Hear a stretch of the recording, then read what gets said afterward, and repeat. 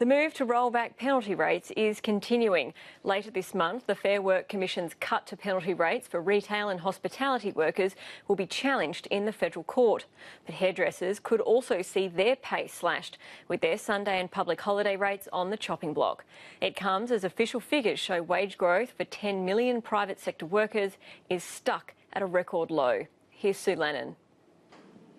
Liz Berry has been a hairdresser for 14 years, but now she's facing the hardest cut.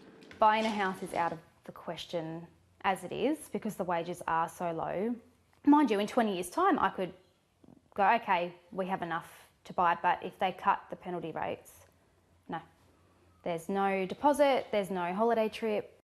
Okay, so we have scissors, which are in a pouch. So they're about $3,000 to $4,000. Just on their own. The mother of three works as a hairdresser on a casual basis on the weekends. She gets paid double time on a Sunday and double time and a half on a public holiday. But penalty rates for retail workers were cut earlier in the year, and the hairdressing industry wants to jump on the bandwagon. If they cut that, they cut it from families, then that families get its cut from all of us, and then I don't really know what they expect from it, and we can't pick up the money anywhere else. Unions say the plan shows the beauty industry has an ugly face. It's a shocking attack on some of the lowest paid trade workers in this country. Hairdressers are extremely qualified, very capable people who are the lowest paid trade in comparison to electricians and plumbers and the like. But salon owners say many hairdressers can't open on a Sunday because of the wages bill. The hairdressing industry is struggling also because there's a lot of salons, I suppose, and you've got a lot of competition. So you need to keep your costs down as much as you can to stay in business. Debbie Cook says lower weekend and public holiday penalty rates would mean she could hire more staff. I'd definitely employ another person in each of my shops on a Sunday if we were in the position to do so, if the wages weren't so high. Fifth-generation barber Steve Selesic does not open on a Sunday because of the cost. He thinks a cut in penalty rates will help high-volume salons, but it could make it harder to get skilled staff. I think it'll be even more harder, yeah.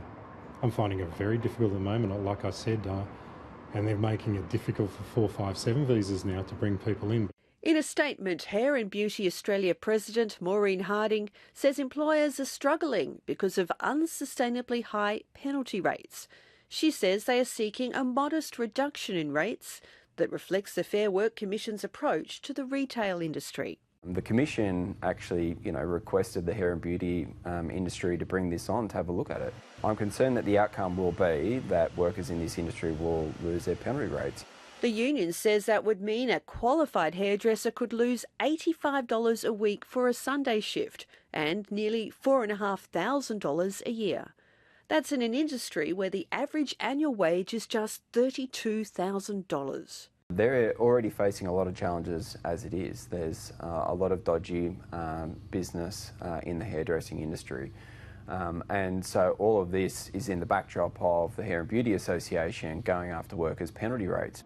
It's an industry where there's widespread underpayment and exploitation, and many cash-in-hand operators. We do a lot more than hairdressing. We are counsellors to some people. We've got young girls wanting to go, why would we do hairdressing if we could go work at Woolies Bakery for more than what we're getting? If small business is forced to be paying high penalty rates, there's going to be less and less of them and there'll be less jobs. So I suppose it's a catch-22. Once again, hairdressing being labour intensive, it's a huge part of the expense of running our small business. Liz Berry isn't sure what she will do if penalty rates are cut.